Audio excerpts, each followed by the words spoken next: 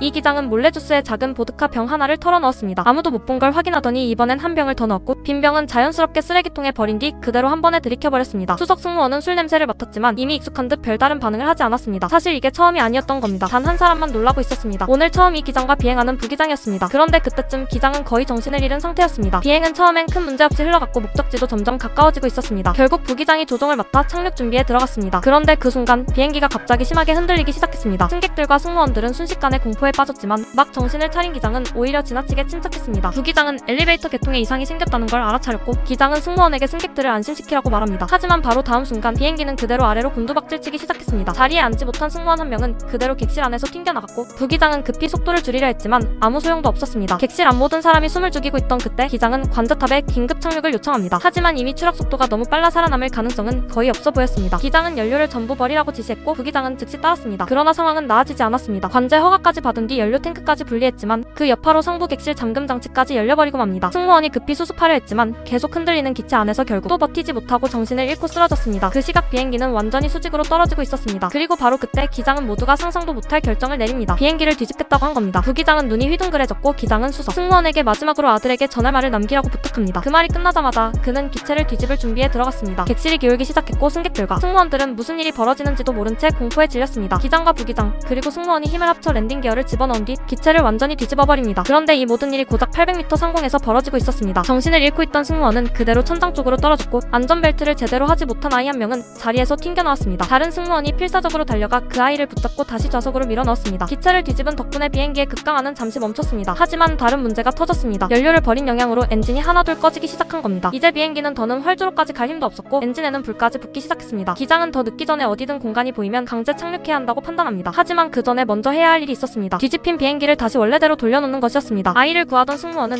끝내 자리에 돌아가지 못한 채 또다시 정신을 잃었고 객실 안은 이미 아수라장이 되어 있었습니다. 그 와중에도 비행기는 간신히 다시 원래 자세를 되찾았습니다. 하지만 이미 두 엔진은 완전히 멈춘 상태였습니다. 이제 남은 건 활공뿐이었습니다. 그 순간 앞쪽에 넓은 빈 공간이 보이기 시작했습니다. 탈 수 있는 마지막 기회처럼 보였지만 그곳엔 교회까지 있었습니다. 기장은 어떻게든 기체를 틀어보려 했습니다. 하지만 결국 한쪽 날개가 교회와 정면으로 충돌하고 맙니다.